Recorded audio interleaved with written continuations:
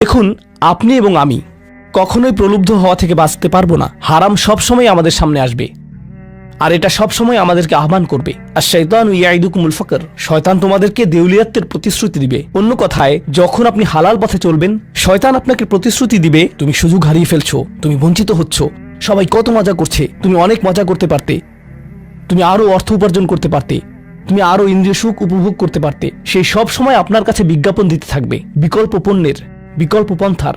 নিজের কামনাকে চরিতার্থ করার কিছু যায় আসে না যে কতটুকু কোরআন মুখস্থ করেছেন, কিছুই যায় আসে না যে কি পরিমাণ তাহাজ্জুদ আপনি পড়েছেন। এগুলো কোনোটাতেই আসে যায় না। শয়তান থামবে না। দিন শেষে আপনি তো একজন মানুষই। দিন শেষে কামনা বাসনাগুলো আপনার মাঝে থাকবে, আর শয়তান থামবে না, সে আপনার পেছনে লেগেই থাকবে। শয়তানের একটা কৌশল আল্লাহ বর্ণনা করেছেন।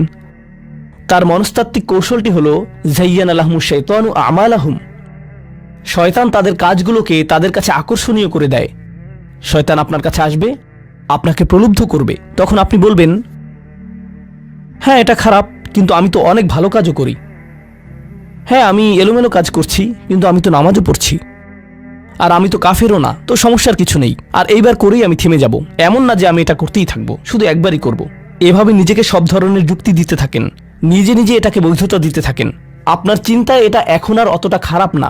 আর তারপর যখন এমন মানুষ চারপাশে থাকেন যাদেরকে বলেন যে এটা তো খারাপ, আর তারপর যখন এমন মানুষের চারপাশে থাকেন যাদেরকে বলেন যে এটা তো খারাপ, তারাও আপনাকে বলে, না ভাই কাম অন, এটা অতটা খারাপ না, থামো তো, এরকম কথা বলো না, না আল্লাহ ওইরকম না, আল্লাহ তোমাকে শাস্তি দিবেন না, কেন এরকম হতাশাজনক কথা বলছো, তুমি অতিরিক্ত চিন্তা করো। আপনি তা শুনেন, আর এটা আপনাকে প্রভাবিত করতে শুরু করে। কিন্তু যখন কাজটা করে ফেলেছেন, যেটাই করেছেন, হতে পারে এটা অ্যালকোহল অথবা অন্য কোনো মাদক, এটা কারোর সাথে সম্পর্ক হতে পারে, সেটা যাই হোক, যখন নিজেকে বলেন যে এটাই শেষবার, কিন্তু এটাই শেষ তো না। কারণ যখনই কাজটা ঘটে যায় আর কয়েকদিনের মধ্যে অনুশোচনাও কেটে যায়, তখন মোবাইলে আরেকটা মেসেজ চলে আসে, তারপর আরেকটা দাওয়াত আসে, তারপর আপনি বলেন না এটাই শেষবার, আবারও সেই চক্রে আটকে যান, আর আবারও সেটা করেন, আর তা করতেই থাকেন। শয়তান ঠিক এটাই চেয়েছিল।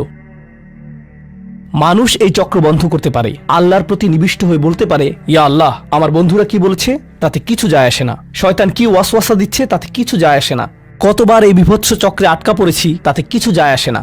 আমি ফিরে আসলাম, আমি ফিরে আসলাম, আমি ফিরে আসলাম 2 দিন অনুতপ্ত থেকে, আবারও পাপে লিপ্ত হওয়া থেকে। আমি ফিরে আসলাম আপনার কাছে ক্ষমা চাওয়ার পর আবারও পাপ করা থেকে। ওয়ালাম ইউসিরু আলা মা ফাআলু ওয়া হুম ইয়ালামুন। তারা পাপ কাজগুলো বারবার করে না, আর তারা জানে যে তারা কি করছে।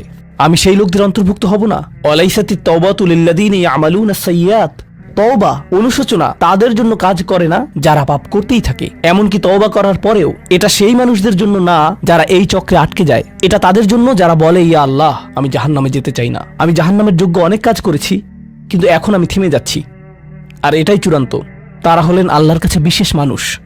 কারণ আল্লাহ জানেন এটা কতটা প্রলুব্ধকারী ছিল, আল্লাহ জানেন সেই আসক্তি কতটা শক্তিশালী ছিল, আল্লাহ জানেন পাপের কত গভীরে আপনি ছিলেন, আল্লাহ জানেন আপনার উপর শয়তানের সেই দীর্ঘ নিয়ন্ত্রণের কথা, আর আপনি সেই নিয়ন্ত্রণ ভঙ্গ করতে এবং আল্লাহর কাছে ফিরে আসতে সক্ষম হয়েছেন। আল্লাহর পথে আপনার এই যাত্রা অন্য মানুষের তুলনায় অনেক কঠিন। আপনার সামনের প্রলোভনগুলো অনেক শক্তিশালী, আপনার প্রতি অভিকর্ষের টানটি অনেক বেশি শক্তিশালী, আর এর সাথে লড়াই করে যেহেতু আল্লাহর কাছে এসেছেন, তাই আপনি বিশেষ মর্যাদা সম্পন্ন।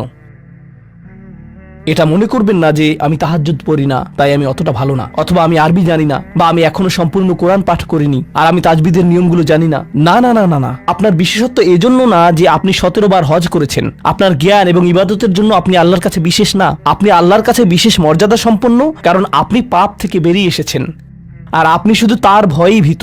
এটাই আপনাকে আল্লাহর কাছে বিশেষ মর্যাদা সম্পন্ন করে। তাই আপনিও ইবাদুর রহমান। তো এখান থেকে আল্লাহ আমাদেরকে সম্পূর্ণ বিপরীত দিকে নিয়ে যাচ্ছেন।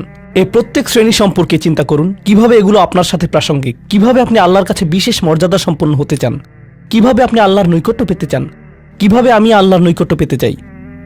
আমাদের কাছে এটা আসলে কতটা মূল্যবান। পাপ হলো এক প্রকারের ভালোবাসা। আমরা এর মোহে পড়ে যাই, আমরা এতে আসক্ত হয়ে যাই। আর এই অনুচ্ছেদটি আসলে ভালোবাসার একটা প্রতিযোগিতা। কারণ আপনি ইন্দ্রিয় সুখ ভালোবাসেন, আপনি এই পাপগুলোকে ভালোবাসেন, আর আপনি তা ছাড়তে চান না, কারণ এতে আপনার সুখানুভূতি নষ্ট হবে।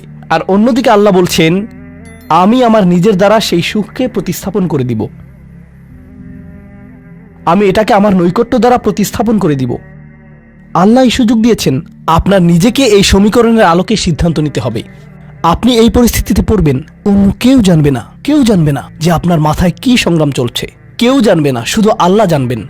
আর প্রসঙ্গক্রমে উদাহরণস্বরূপ আপনাদের কেউ কেউ যখন হারাম সম্পর্কে জড়ান, নিশ্চিত বলছি না, আপনাদেরকে অভিযুক্ত করছি না, কোনো মানুষ, আপনারা না, কোনো মানুষ যাদেরকে আপনারা চিনেন, তারা হয়তো অনৈতিক সম্পর্কে জড়িত, আর আপনি তা থেকে বের হতে চাচ্ছেন। তো আপনি এই আলোচনা শুনে তাকে মেসেজ দিলেন, আমি আর এটা করতে পারবো না। সে উত্তর দিল, তুমি কি আমাকে ভালোবাসো না?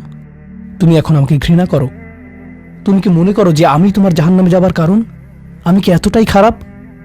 এখন আপনি বলছেন, না তুমি অতটা খারাপ না, না আমি তোমাকে ভালোবাসি, তুমি মোটেই খারাপ না, তুমি অনেক ভালো। ঠিক আছে, যদি আমার সাথে সম্পর্ক সমাপ্ত করতে চাও, আজকে রাতে আমার সাথে দেখা করো, আর আমার মুখের সামনে এটা শেষ করো। না, এটা আমি করতে পারবো না। ঠিক আছে, তুমি আমাকে ঘৃণাই করো, আচ্ছা ঠিক আছে, আমি আসছি। এটা আবার শুরু হয়ে গেল, আর এরপর আপনি আবারও তওবা করতে চান। দেখতে পাচ্ছেন, এটা শুধুমাত্র আপনি না, আপনি হয়তো আবেগগতভাবে কোনো কিছুতে জড়িয়ে যেতে পারেন, আর এখন আপনি আবেগগতভাবে ব্ল্যাকমেলের শিকার হচ্ছেন। এর দ্বারা আপনি খারাপ বোধ করবেন। আপনাকে এর বিরুদ্ধে যুদ্ধ করতে হবে, আপনাকে এটা অবদমন করতে হবে, আর আপনাকে উপলব্ধি করতে হবে যে আপনি হয়তো কাউকে হতাশ করছেন, কিন্তু আল্লাহকে সন্তুষ্ট করছেন। আর আপনি এটা শুধু নিজের জন্যই করছেন না, বরং এটা ওই মেয়ের জন্যও করছেন, বা ওই ছেলের জন্যও করছেন যে আপনার মেসেজের জবাব দিচ্ছে। সে আল্লাহর সামনে দাঁড়াবে, এটাও আপনি চান না। আপনি যদি তাকে আসলেই ভালোবাসেন, শুধুমাত্র যদি তাকে কামনা না করেন, বরং তাকে ভালোবাসেন, তাহলে আপনি তাকেও রক্ষা করতে চাইবেন। তো এখন আমরা খুবই অপ্রত্যাশিত স্থানে চলে যাচ্ছি। আল্লাহর কাছে আরো কে বিশেষ মর্যাদা সম্পন্ন? আল্লাযীনা ইযা আনফাকু লাম ইউসরিফু ওয়া লাম ইয়াকতুরু ওয়া কানা বাইনা যালিকা কওয়ামা। এই মানুষেরা যখন তারা অর্থ ব্যয় করে, তারা সকল অর্থ উড়িয়ে দেন না, তারা অতিরিক্ত খরচ করেন না, আর তারা কৃপণও নয়। তারা অনেক বেশি খরচ করেন না, আর তারা অনেক কমও খরচ করেন না। তাদের বাজেট ভারসাম্যপূর্ণ। বাজেটের সাথে আল্লাহর নৈকট্যের সম্পর্ক কি? সম্পর্ক রয়েছে, কারণ আল্লাযীনা ফি আমওয়ালিহিম হাক্কুন মালুম, তাদের অর্থে অন্যদের অধিকার রয়েছে যা সুবিদিত। আপনার পিতামাতার অর্থনৈতিক সহায়তা প্রয়োজন, আপনার সন্তান, আপনার ভাই বোন, আপনার স্ত্রীর প্রয়োজন, এমন অনেক ক্ষেত্র রয়েছে যার জন্য আপনার অর্থ প্রয়োজন। কিন্তু যখন আপনি প্রয়োজনহীন জিনিসে আসক্ত হয়ে পড়েন, আর আপনার অর্থ যখন ব্যয় হয় সিনেমার পর সিনেমা, সিনেমার পর সিনেমায়, সাবস্ক্রিপশনের পর সাবস্ক্রিপশনে, গেমের পর গেম, এরপর গেমে, গাড়ির জন্য নতুন যন্ত্রাংশ কেনার পেছনে, যে চাকা দেখতে উল্টো দিকে ঘূর্ণায়মান, তার প্রয়োজন আপনার নেই। সেগুলো আপনি দেখবেন না যখন আপনি গাড়ি চালাবেন, সেটা অন্য কেউ দেখবে। এগুলো ঘুরবে অন্য কারো জন্য, আপনার জন্য না। যন্ত্রাংশ অথবা ডিভাইস। আপনি নতুন আইফোন ছাড়াও বেঁচে থাকবেন, এতে কোনো ক্ষতি হবে না। স্যামসাং যদিও কিছুটা বিপজ্জনক, তারপরও অনেক বোনেরা পার্স অথবা ব্যাগের জন্য এমনটা করেন। ও আল্লাহ, এই ব্যাগগুলোর কোনোটার দাম কয়েক লাখ টাকা। বলছি না যে আপনি এগুলোর কোনোটাই কিনতে পারবেন না, কিন্তু আল্লাহ বলছেন ঠিক আছে খরচ করো, কিন্তু অতিরিক্ত খরচ করো না। আপনাদের কারো কারো জন্য আবার সবচেয়ে খুশির বিষয় হলো টাকা ধরে রাখা। আপনি স্ত্রীকে সাথে নিয়ে সুপার শপে গিয়েছেন, তিনি এক প্যাকেট দুধ নিলেন। আমাদেরকে এত বেশি দুধ প্রয়োজন, ছোট প্যাকেট নিতে পারো না? ডিসকাউন্টের জন্য অপেক্ষা করতে পারো না? এটা দুধ, এটা ডিম, এগুলো নিয়ে কৃপণতা না করলে হয় না? এমন মানুষ রয়েছে যারা প্রাপ্য মানুষদের টাকা ধরে রাখে। আপনার সন্তানদের অর্থ প্রয়োজন, তাদের চলার জন্য কিছুটা পকেট খরচ প্রয়োজন, আপনার স্ত্রীর কিছুটা অর্থ প্রয়োজন। যদি তিনি গৃহ ব্যবস্থাপনার দায়িত্বে থাকেন আর তিনি নিজে উপার্জন না করেন, আর তিনি আপনার কাছে বলেন আমি কি 500 টাকা পেতে পারি? কিসের জন্য তোমার টাকা প্রয়োজন? আমাকে সম্পূর্ণ প্রতিবেদন প্রদান করবে, সকল রিসিট দেখাবে। দাঁড়ান, 1 মিনিট থামুন। এটা লাম ইয়াকতুরু, এটা আপনার জন্য চ্যালেঞ্জ হতে পারে। আপনি যদি আল্লাহর নৈকট্য লাভ করতে চান, আপনার পরিবারের খাবারের প্রসঙ্গ আসলে তাদেরকে জঞ্জালের মতো বিবেচনা করবেন না। আপনার জন্য সর্বোত্তম খরচের খাত হলো আপনার পরিবার। নিজের পরিবারের সাথে এরকম খারাপ আচরণ করবেন না, কিন্তু অতিরিক্ত খরচও করবেন না। অন্যরা এমন আছে যারা টাকা উড়ায়। আল্লাহ হয়তো আপনাকে কিছুটা অর্থ দিয়েছেন, আর আপনি আপনার 16 বছরের সন্তানকে BMW কিনে দিলেন যাতে সে রাস্তার পাশে লাগিয়ে দিয়ে অ্যাক্সিডেন্ট করতে পারে, আর তারপর তাকে আরেকটা কিনে দিলেন। না না না, আপনি এমনটাও করতে পারবেন না।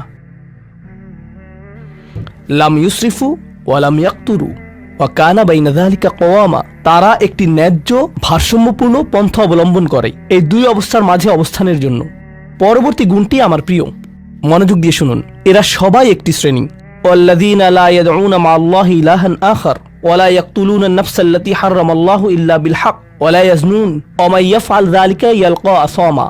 তারা আল্লাহর পাশাপাশি অন্য কোনো উপাস্যের কাছে প্রার্থনা করে না, আর আল্লাহর পাশাপাশি অন্য কোনো উপাস্যের কাছে প্রার্থনা না করা অবস্থায় তারা কাউকে হত্যা করে না এবং তারা ব্যভিচারে লিপ্ত